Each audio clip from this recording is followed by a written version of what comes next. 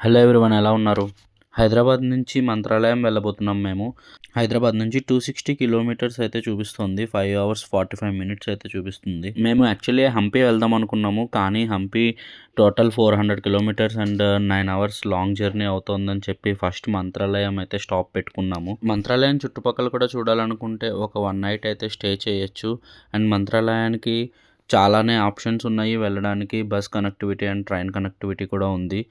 Afternoon Sandarshini pure veg రెస్టారెంట్లో మేము lunch చేసి మళ్ళీ స్టార్ట్ అయ్యాము. ఈ రెస్టారెంట్కి యూటర్న్ తీసుకోవాలి అండ్ రెస్టారెంట్ అయితే చాలా బాగుంది. సో వెళ్ళే దారిలో ఇలాగ కృష్ణా నది బ్రిడ్జ్ కూడా వచ్చింది. కొంచెం జాగ్రత్తగా నడపండి, యాక్సిడెంట్స్ అవి అవుతున్నాయి ఇక్కడ. మేము వెళ్ళే దారిలో మేము ఒక యాక్సిడెంట్ అయితే చూసాము. కోర్స్ ఏం కాలేదనుకో. హైదరాబాద్లో మేము మార్నింగ్ బయలుదేరలేదు. సో ఇంచుమించు ఆఫ్టర్నూన్ ఆ టైంకి బయలుదేరాము. సో మేము వెళ్ళేటప్పటికి నైట్ అయిపోయింది. మంత్రాలయం చేరుకునేటప్పటికి మధ్యలో మేము ఒక ట్రాఫిక్లో అయితే ఇరుక్కున్నాము. మదల్కల్ అనే ఊర్లో శ్రీ లక్ష్మీ వెంకటేశ్వర స్వామి స్వయంభూగా అయితే వెలిసారంట. అక్కడ బ్రహ్మోత్సవాలు జరిగాయి. ఈయనని తిమ్మప్ప స్వామి అని కూడా అంటారు. ప్రతి ఏటా ఇలా 14 రోజులైతే బ్రహ్మోత్సవాలు జరుగుతాయంట. బ్రహ్మోత్సవాలకి ఎద్దుల బండిలో చాలామంది అయితే తరలి వచ్చారు. ఇక్కడ ఎక్కువగా చెరుకు గడలు అవి ప్రసాదానికి ఇస్తారంట. చాలా రకరకాల ప్రసాదాలు అవి ఇవి చేస్తున్నారు ఇక్కడ. అసలు మాకేమీ అర్థం కాలేదు. మేము ఆగడానికి కూడా అసలు ప్లేస్ అయితే లేదు. చాలామంది అయితే ఉన్నారు జనాలు అసలు. ఇక్కడ చాలా పెద్ద జాతరంట. మాకు టైం లేక మేము దర్శించుకోలేదు. మీకు కుదిరితే తప్పకుండా దర్శించుకోండి. ఈ ట్రాఫిక్ నుంచి బయటపడి మంత్రాలయానికి రీచ్ అయ్యేటప్పటికి ఈవినింగ్ 7:00 అయింది. మంత్రాలయంలో దేవస్థానం రూమ్స్ ఏమన్నా దొరుకుతాయేమో అని ట్రై చేశాము, కానీ అసలు ఎక్కడ అవైలబుల్ లేవు. ఆన్లైన్లో కూడా మాకు అవైలబిలిటీ లేదు. సో డైరెక్ట్ దొరుకుతాయేమో అనుకున్నాం, కానీ డైరెక్ట్ కూడా దొరకలేదు. అక్కడే ఒక రూమ్ అయితే, ప్రైవేట్ రూమ్ అయితే దొరికింది. సో తీసుకుని మేము ఫ్రెష్ అయ్యి వెంటనే దర్శనానికి అయితే వెళ్ళిపోయాము. ఈవినింగ్ 9:00 వరకు దర్శనం అయితే చేసుకోవచ్చు. మార్నింగ్ 6 టు ఆఫ్టర్నూన్ 2:00 వరకు, అలానే ఈవినింగ్ 4 టు నైట్ 9:00 వరకు దర్శనం అవైలబుల్ ఉంటుంది. మంత్రాలయంలో రాఘవేంద్ర స్వామి వారు జీవ సమాధి అయ్యారు. మహావిష్ణువు పరమభక్తుడైన శ్రీ ప్రహ్లాదుడి తర్వాత జన్మ రాఘవేంద్ర స్వామి అని భక్తుల నమ్మకం. రాఘవేంద్ర స్వామివారు ఇక్కడే 700 సంవత్సరాలు తన ఆవాసంగా చేసుకుంటాను అని చెప్పి సమాధి అయ్యారు. ఇక్కడ సమాధి అని అనకూడదు, బృందావనం అని అనాలి. ఇక్కడ దర్శించుకోవడానికి డ్రెస్ కోడ్ ఉంది. మగవారు పంచెతో రావాలి, ఆడవాళ్ళు శారీ ఆర్ పంజాబీ డ్రెస్లో రావాలి. పక్కన ఆ తర్వాత మఠాధిపతుల బృందావనాలు కూడా ఉన్నాయి. ఇది బయట నుంచి వ్యూస్. ఇక్కడైతే చాలామంది పడుకున్నారు. ఆ రోజు పౌర్ణమి.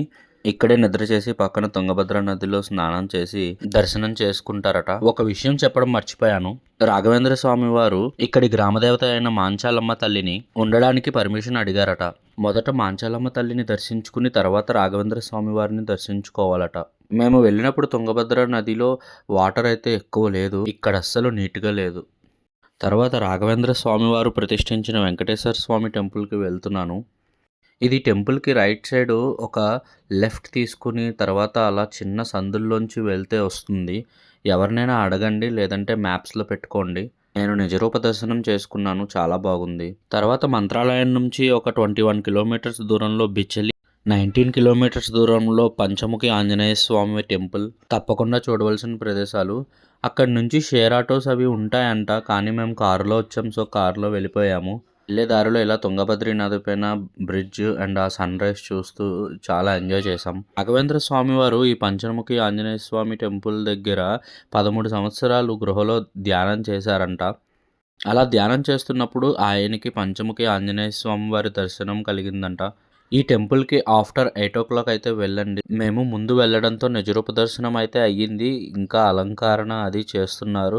మేము అర్చన చేయించుకోవడానికి కుదరలేదు. అక్కడ 108 తమలపాకులు పువ్వులు అమ్ముతున్నారు. మేమైతే అవి కొనుక్కున్నాము. కొని అర్చన చేయించుకుందాము అని చెప్పి అనుకున్నాము, కానీ కుదరలేదు. సో ఇలా మేము ఒక ప్రదక్షిణ అయితే చేసాము. ఈ ప్రదక్షిణ చేసే టైంలో ఇలా చాలా యూనిక్ రాక్ ఫార్మేషన్స్ అయితే చూసాము.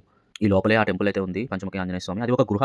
ఆ గుహలో జస్ట్ నేను ఇందాక చూపించిన వీడియోలో ఉన్నట్టు ఒక ఆకారం అయితే ఉంటుంది. దానిపైన వాళ్ళు అలంకరిస్తారు పంచముఖి ఆంజనేయ స్వామి వారి వెండితో. ఈ రాక్స్ ఒకదానిపైన ఒకటి ఎవరో పేర్చినట్టయితే భలే ఉంది. తర్వాత ఇలా టెంపుల్లోకి ఎంటర్ అయ్యాము.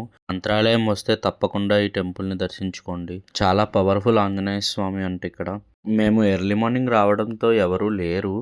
కానీ చాలా పెద్ద క్యూ అయితేనే ఉంటుందనుకుంటా. ఎందుకంటే ఇక్కడ లైన్ క్యూ కూడా ఉంది. తర్వాత మేమైతే బెచిలీకి స్టార్ట్ అయ్యాము. ఈ బిచెలి తుంగభద్ర నదీ తీరం దగ్గర ఉంది. రాఘవేంద్ర స్వామి వారి శిష్యులైన అప్పనాచార్యులు గారు ఇక్కడే రాఘవేంద్ర స్వామి వారి స్తోత్రాన్ని అయితే రాశారంట. ఇక్కడ ఒక అద్భుతం జరిగిందంట. రాఘవేంద్ర స్వామి వారు జీవ సమాధి అయిన టైంలో ఈ నది ప్రవాహం ఎక్కువ ఉండడంతో అప్పనాచార్యుల వారు నది దాటి వెళ్ళడానికి వీలు లేకుండా ఉండడంతో రాఘవేంద్ర స్వామి వారి స్తోత్రం చదవడంతో నది పక్కకు తప్పుకుందంట, నడవడానికి వీలుగా ఉండేంతలా.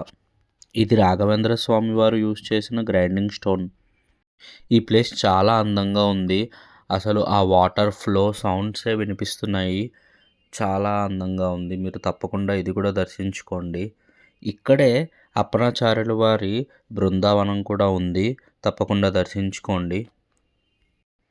ఈ లోపలే ఆ బృందావనం ఉంది. అలానే ఇక్కడ చాలా శివలింగాలు అవి కూడా ప్రతిష్ఠించారు. ఇక్కడ ఇంకొక టెంపుల్ కూడా ప్రతిష్ఠించారు. ఈ టెంపుల్ కూడా చాలా బాగుంది. తప్పకుండా దర్శించుకోండి. ఇక్కడ ఈ వ్యూస్ చూస్తూ చాలాసేపు అయితే ఉండిపోవాలనిపించింది నాకు. ఇక్కడే రాఘవేంద్ర స్వామి వారు నివసించిన ఇల్లు కూడా ఉంది. అప్పనాచార్యులు గారు ఇంట్లో ఉండేవారంట ఆయన. ఇది ఇంతకు ముందు తుంగభద్ర నదీ తీరం దగ్గర ఉండేది అంట. కానీ వరదలకి కొట్టుకుపోవడంతో ఇక్కడ రెనోవేట్ చేసి మళ్ళీ పెట్టారు. ఈ లోపల కూడా మనం కొన్ని విగ్రహాలనవి దర్శించుకోవచ్చు. ఇక్కడ ఒక బుక్ స్టాల్ అయితే ఉంది. అక్కడ మేము రాఘవేంద్ర స్వామి వారి చరిత్ర కొన్నాము. అలానే ఇక్కడ రాఘవేంద్ర స్వామి వారి ఫోటోలు కూడా ఉన్నాయి. ఒరిజినల్ ఫోటో ఉంది. మీరు కావాలి అంటే కొనుక్కోవచ్చు.